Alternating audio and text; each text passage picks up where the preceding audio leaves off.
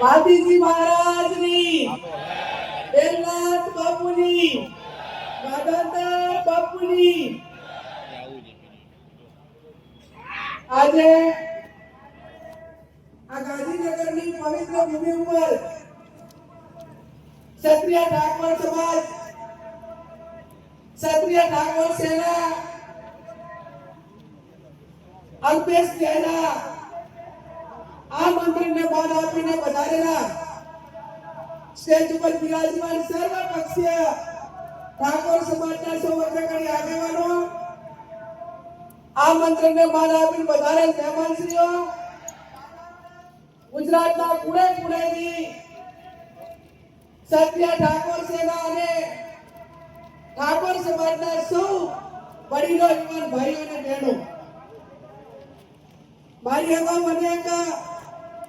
આપણા સમાજના તમામ મહાનુભાવો સમાજને આવનાર સમયમાં શિક્ષણ તરફ આગળ વધવા માટે જે વાત કરી છે એ વાતમાં હું મારો સૂર પુરાવું છું. આજે આપણે બધા રાતના 3 વાગે કેમ ભેગા થયા? આપણે કયા પરિબળો સામે લડવાનું છે? આપણા વિકાસમાં કયા પરિબળો એ આપણા વિકાસને ઊંઘે છે? કોઈ પરિબળો એ છે, ચાહે વ્યસન હોય, નિરીક્ષરતા હોય,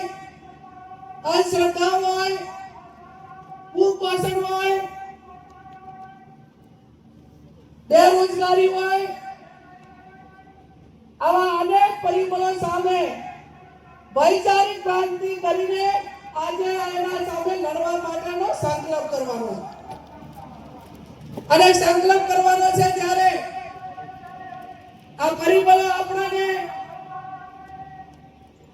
કઈ રીતે આગળ જતા અટકાવે છે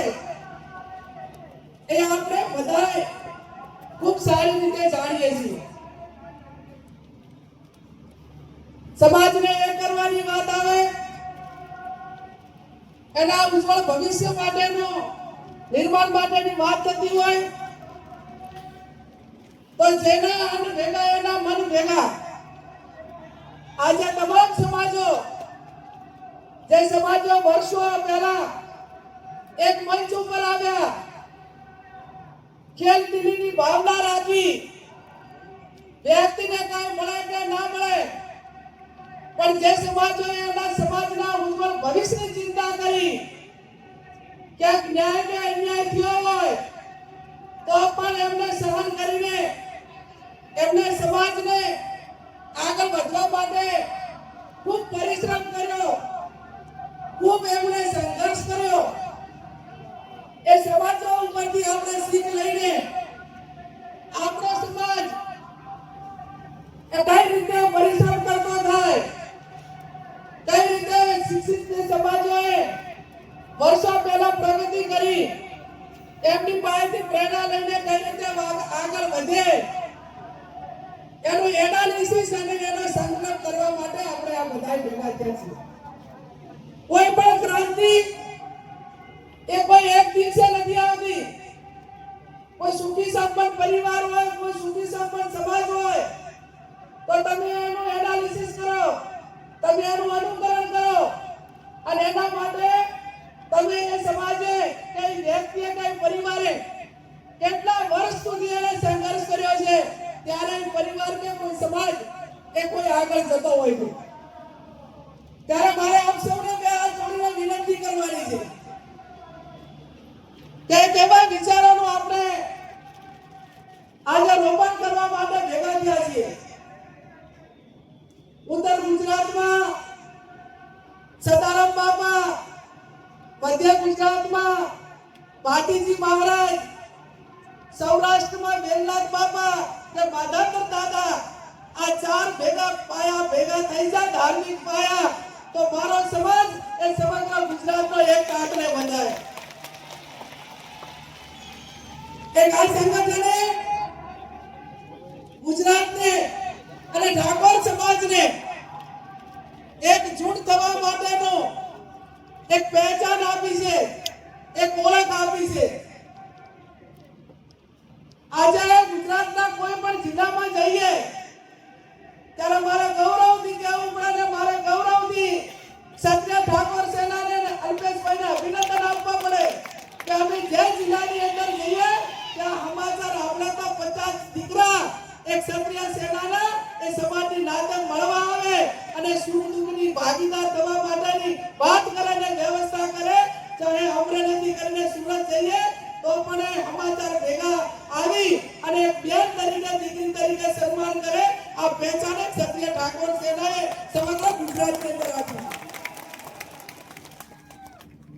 ત્યારે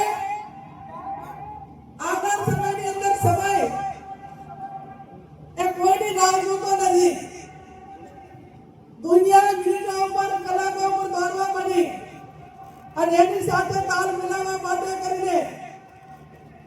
શૈક્ષણિક સંસ્થાઓ આપણી મજબૂતાઈથી બને અને સંસ્થાઓ એવી બને કે જેની અંદર સ્કિલ આપણે એને દીકરા દીકરીઓને આપી શકીએ અને સ્કિલ તૈયાર થાય. આ ગુજરાતની અંદર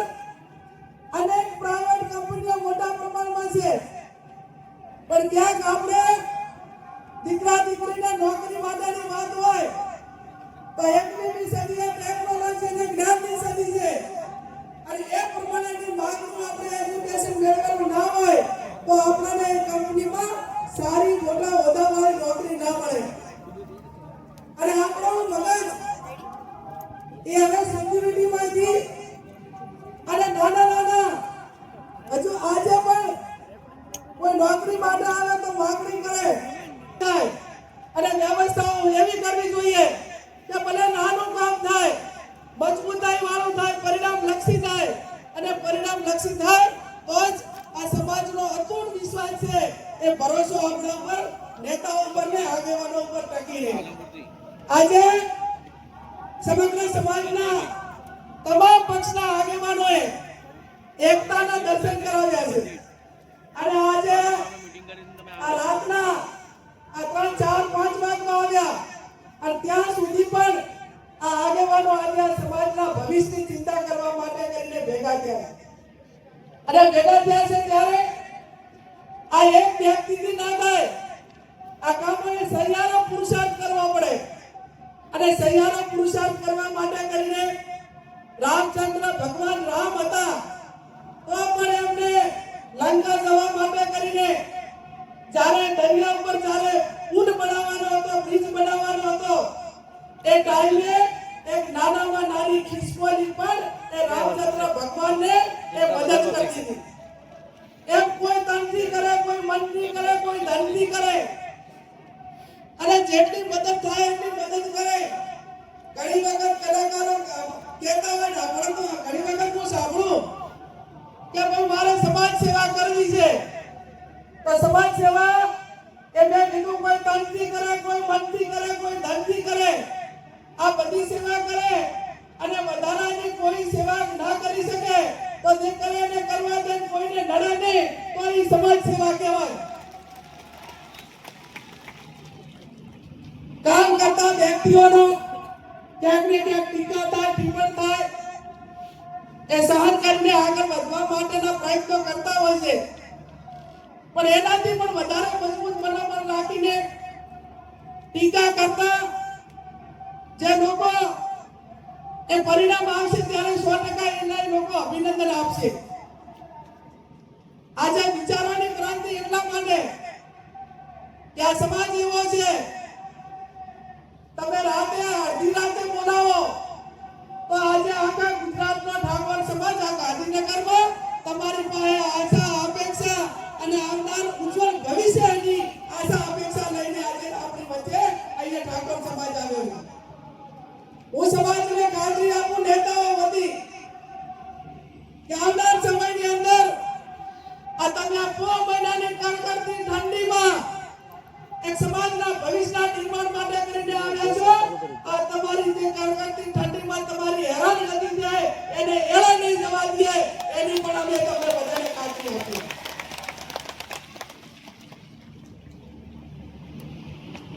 આવતીકાલે સવારમાં 7 વાગે સરસ્વતી માતાના ધામનું સાયકલિંગ સંકુલનું હવે આજ થઈ ગયું. હમણાં કલાક 2 કલાક પછી 1 કલાક પછી સરસ્વતી માતાનું ધામનું ખાતમુહૂર્ત એ થવા જઈ રહ્યું છે. હું અપેક્ષા રાખું સ્ટેટના સર્વ મહાનુભાવો પાસે કે અલ્પેશભાઈ અને સરકારે એમના માધ્યમથી જે જગ્યા સંસ્થા માટે સમાજને આપી છે એનું ખાતમુહૂર્ત આજે 1 કલાક પછી કરવાનું છે, પણ એનું ઓપનિંગ એ ટૂંકા સમયની અંદર થઈને એક એવું સ્કિલ ઊભું થાય આઈટીઆઈ જેવું કે જ્યાં ધંધા રોજગાર માટેની તકો જે તરફ હોય અને એવા દીકરા દીકરીઓને ત્યાં તૈયાર થાય એવું એક શૈક્ષણિક સંકુલ બને એ સમગ્ર ગુજરાતના ઠાકોર સમાજની માંગ છે. ત્યારે બેગાઉ કીધું એમ કે આપણા ધાર્મિક ચાર પાયા એક થઈ જાય, આપણા રાજકીય આગેવાનો એક સ્ટેજ ઉપર આવીને એમની વાત મૂકી. રાજકારણ એ પોતપોતાનો વ્યક્તિગત વિષય છે અને પોતપોતાની વિચારધારા પ્રમાણે કામ કરે, પણ સમાજનું કામ હોય, શિક્ષણનું કામ હોય અને સમાજને ક્યાંય એક છેવાડાના વ્યક્તિને એનો કોઈ પણ પ્રકારનો વાંક ના હોય અને એને કોઈ તંત્ર હોય કે કોઈ વ્યક્તિઓ મારફત અન્યાય થયો હોય ત્યારે આ સ્ટેજ ઉપર આવ્યા એવાને રીતે એક સ્ટેજ ઉપર આવીને એને ન્યાય અપાવવાનું કામ પણ આવનાર સમયની અંદર ઠાકોર સમાજ કરે. ત્યારે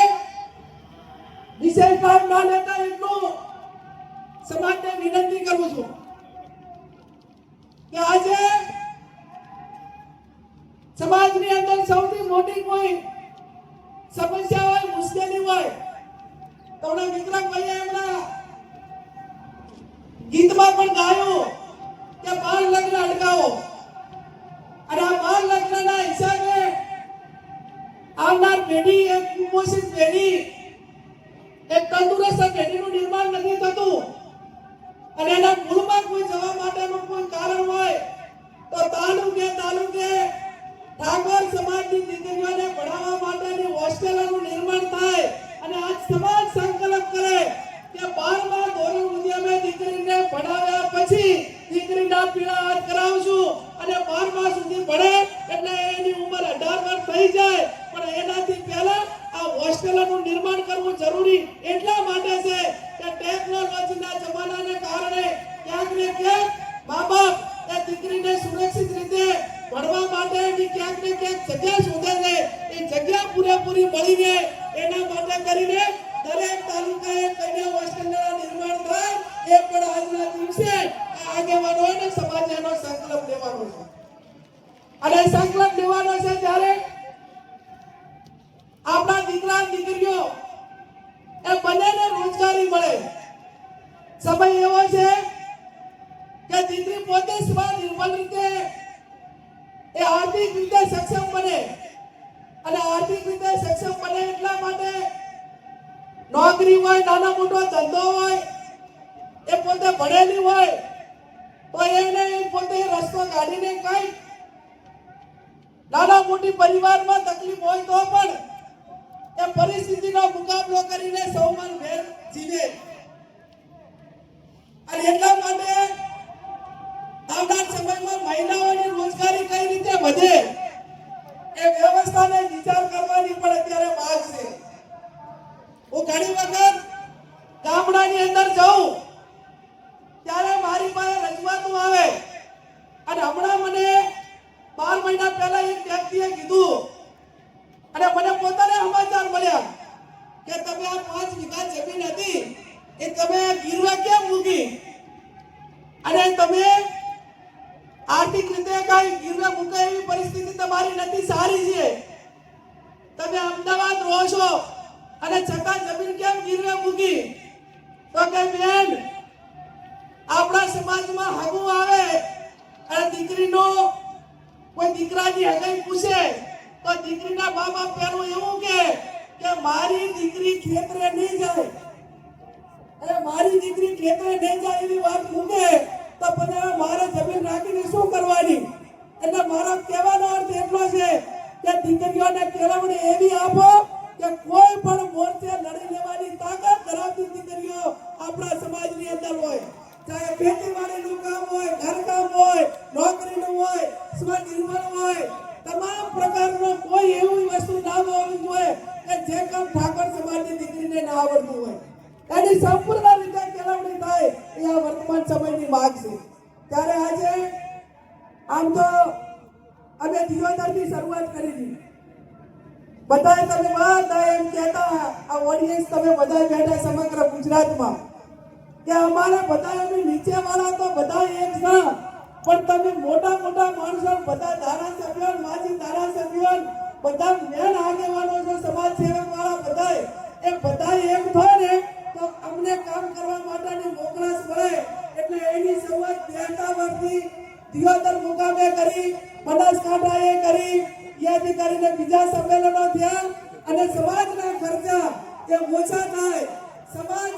એ આર્થિક રીતે બરબાદ ન થાય એના માટે કરીને ઉત્તર ગુજરાતના 3 જિલ્લાએ સામાજિક બંધારણ જે તૈયાર કર્યું એ બંધારણ સમગ્ર ગુજરાતના ખૂણે ખૂણે દરેક જિલ્લાની અંદર આવું બંધારણ એ વિસ્તાર પ્રમાણે થાય એ પણ આવનાર સમયની અંદર તમામ સ્ટેજ ઉપર બેઠેલા તમામ આગેવાનોએ અને આપ સૌએ સાથે મળીને કરવું પડશે. એક સમાજ એક રિવાજ શ્રેષ્ઠ રિવાજ અને શ્રેષ્ઠ રિવાજ એ શ્રેષ્ઠ સમાજના નિર્માણ કરવા માટે કરીને ક્યાંક નાના મોટું બંધ હોય ના હોય તો એને પણ સાઈડમાં રાખીને સમાજના કામમાં એક થયું. મારી પાસે વિક્રમભાઈએ માગણી મૂકી અને એમને વાત કરી કે બેન આ ડીજે વાળાની એમની માગણી છે એટલે હવે આ જે બંધારણ એ કોઈ જ્ઞાની બેને નથી બનાવ્યું, સમગ્ર ઉત્તર ગુજરાતના 3 જિલ્લાઓએ સાથે મળીને બનાવ્યું છે અને એ દિવસે એવી જાહેરાત કરી છે કે આના 1 વર્ષ પછી 4/1/2027 રોજ જ્યારે એને 1 વર્ષ પૂરું થાય અને એની ઉજવણી થાય એ ટાઈમે ચર્ચામાં મૂકીશું અને એમાં તમે પણ બધાએ આવજો. ચર્ચાના અંતે જે કાંઈ નિર્ણય લેવાનો થતો હશે એ આવતા વર્ષે થશે, પણ હાલ તો મેં કીધું કે આ બજેટ પસાર થઈ ગયું છે એને કોઈ વિચારવામાં વ્યક્તિગત રીતે લઈ શકાય એવું નથી.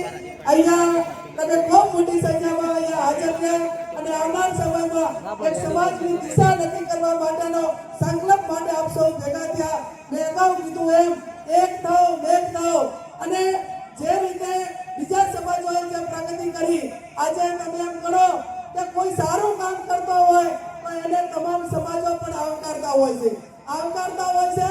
અને એમના રાહે ચાલવા માટેના પ્રયત્નો કરતા હોય છે. આપણા બંધારણ પછી જાગીરદાર સમાજ હોય, રબારી સમાજ હોય, બીજા ઘણા બધા સમાજોએ પણ પોતાના પ્રાચીન કે લગ્ન પ્રસંગો હોય એમાં ખર્ચા ઘટાડીને શિક્ષણ તરફ આગળ વધવા માટેના પ્રયત્નો કર્યા. આપણા બંધારણમાં સોશિયલ મીડિયા હોય, ટીવી ચેનલો હોય અને રોનકભાઈ જેવા કે એબીપી અસ્મિતા જેમણે એન્કર તરીકે કે ઠાકોર સમાજની અંધશ્રદ્ધા હોય, ઠાકોર સમાજનું બંધારણ હોય, ઠાકોર સમાજના વ્યસન મુક્તિ હોય તો એમાં સૌથી વધારે કોઈએ એક ટીવી એન્કર તરીકે મદદ કરી હોય તો રોનકભાઈને હું સમાજમાંથી ખૂબ ખૂબ અભિનંદન આપું છું, એમનો આભાર માનું છું. અહીંયા આવડી મોટી સંખ્યામાં તમે હાજર રહ્યા અને સમાજને એક મનોબળ પૂરું પાડ્યું, આગેવાનોને કામ કરવા માટેનું મનોબળ પૂરું પાડ્યું. ભગવાનને પ્રાર્થના કરીએ, સદારામ બાપુને પ્રાર્થના કરીએ કે આ સમાજ ઉત્તર પ્રગતિ કરે, શિક્ષણ તરફ આગળ વધે અને બીજાની હરોળમાં ખભે ખભો મિલાવીને સ્વનિર્ભર બને. એ શબ્દ સાથે આપ સૌનો ખૂબ ખૂબ હૃદયપૂર્વક આભાર. જ્ઞાનીબેન માટે એક વખત જોરદાર તાલીઓ થવી જોઈએ. આપણા આમંત્રણને માન આપીને આપણા